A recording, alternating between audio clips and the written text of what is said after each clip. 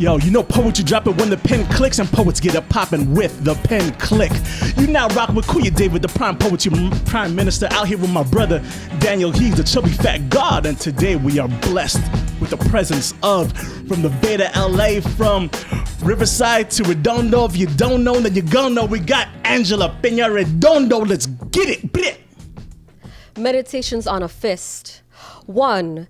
Grandfather. A clenched foot is to a body, object that strikes with fist around a wooden rod, or slippery metal that pushed heavy hooves through a field shadow where water. I grew around acres of mud, and the seeds we planted under its weight dug.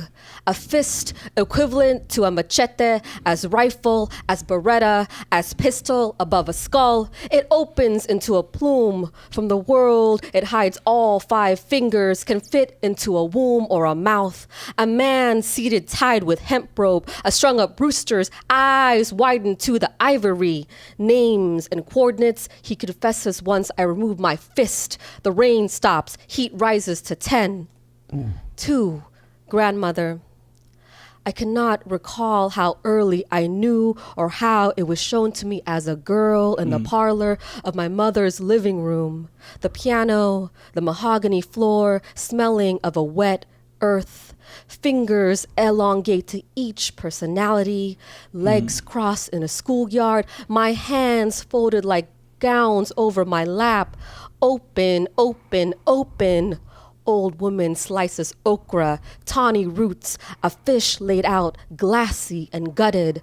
I clutch meat and foliage, cutting with precision and speed.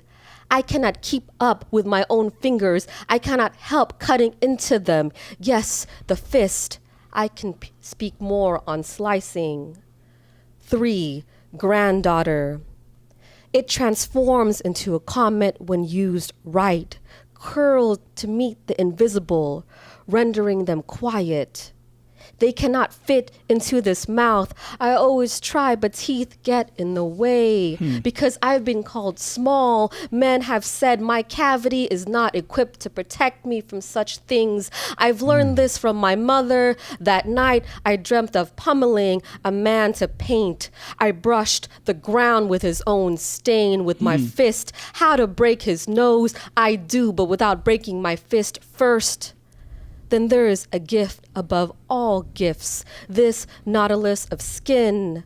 I can make love with it, talk into my endless self, with or without grief. This portable cave is mine. Hey, Angela Penaredondo in the cuts, in the Pen Clique. Hey, welcome. Let's get it. Thank you. Like this is like a literary piece, would you say, right? Yes. So Angela, you are not like a performance poet. You are a literary poet. I would say yes, although I do perform a lot, but I would say yes. I don't claim to be a spoken word poet. I don't identify as a spoken word performance poet. Because we mentioned that because we both talked about this like when we were reading your piece, that how like this took like several rereads, and that's what literary poetry is supposed to do. Like you're supposed to reread a poem like on page, and until you get meaning, until you can like decode what you want, or when you can interpret what you want from it. Like the wording was like really tricky. Could you like explain like your writing process on like it's not necessarily abstraction, but I would say that like the writing is a bit more obtuse than like a direct, like if you were to do this on stage, right? Like you would word this like in a much more simpler manner, but because this is a page poem, then like you can like codify it as much as you want for the reader to like figure it out. So like what was your whole like writing process to get to that point of trying to paint that image? Okay, that's a really great question. But yeah, I'm a huge fan of non-linear storytelling, and so I think there are other ways that we or the writer or the artist can channel emotions, whether it's violence or trauma or memory that can be painful. So when you channel those memories, or even those like intergenerational traumas that are associated to memory, and many times they come in fragments. They come in nonlinear visions and whatnot. And so that's something I try to embrace and celebrate, and at times even like go with the struggle of that. Like it doesn't always have to make sense every time. Yeah. Would you say that's kind of like your writing method of like trying to find that non-linear approach? Like is that kind of like your bag, or is that just like organic than that? Actually, no. Like I started really narrative. I started like a poem starts with the beginning of a story, ends in sort of like a story-like fashion. There's like closure, and now I'm embracing more